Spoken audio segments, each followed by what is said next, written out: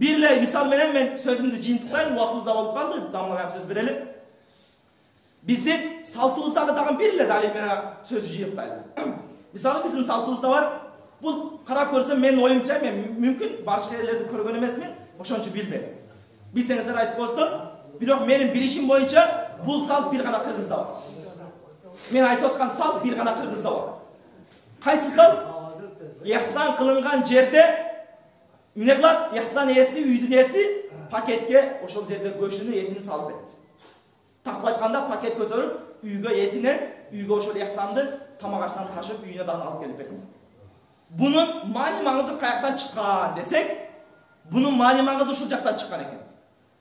Бунун маани маңызы Пайгамбар алейхиссалам бир күнү бир жерге ихсанга барды. Пайгамбарыбыз алейхиссалам ихсанга барды. Албетте билесиздер, ал мезгилде чакырчылык мезгил болгон. Пайгамбарыбыз арпа будай наныны тоюп жеген эмес. Бирок пайгамбарыбыздын алдына арпа наны бир арпа наны коюлду. Ихсанда бир арпа наны коюлду. Анан пайгамбарыбыз саллаллаху алейхи ва саллям ошол арпа нанынан бир сындырым сындырды дагы өзү жеди.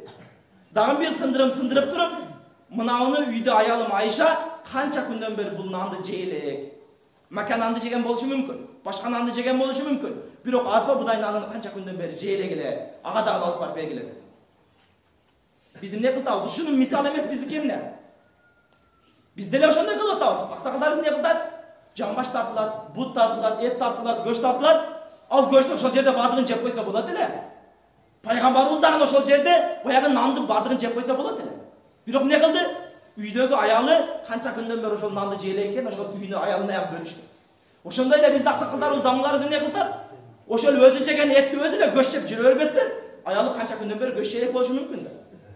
Ошол үйүндө аялына, баласына, катын бала чакасына ошол көчтөн бир азын жеп туруп, экинчи бир бөлүгүнү ошол үйүнө алып барып берди. Көрдүңүзбү? Ошол биз өтө эле жөнөкөй эсептеген. Кээ бирлерибиз алып уялып коебуз. Пакет көтөрсө кандай болот экен деп. Бул пайгамбарыбыздын сүннөтүнөн калган амал экен. Биздин кыргыздын салты асмандан түшүп калган эмес экен.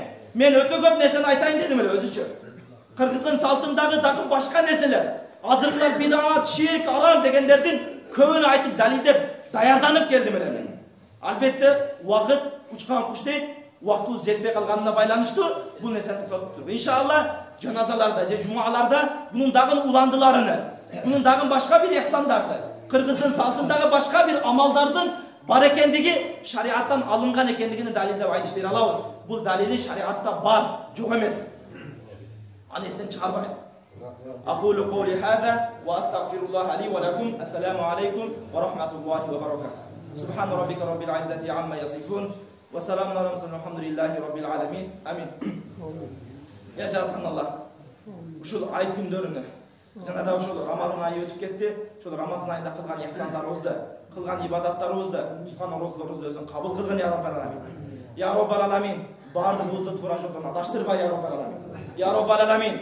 Эч кимди, эч бир инсанды ата бабабызды сөктүрүп койбой я Роббал аламин.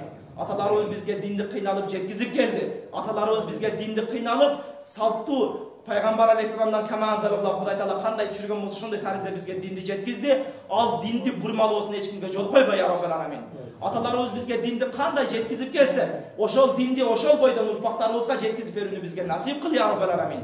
Эч кимди туура жолдон адаштырба, бардыгыбызды Пайгамбар алейхиссаламга, Пайгамбар алейхиссаламдан кийин сахабаларга, сахабалардан кийин табиин, кийинки алымдар жана ата бабабызга эргешип жүрүүнү бардыгыбызга насип кыл. Роббана тaqabbal minna innaka антас самиул алим bi rahmatika ya arhamar rahimin.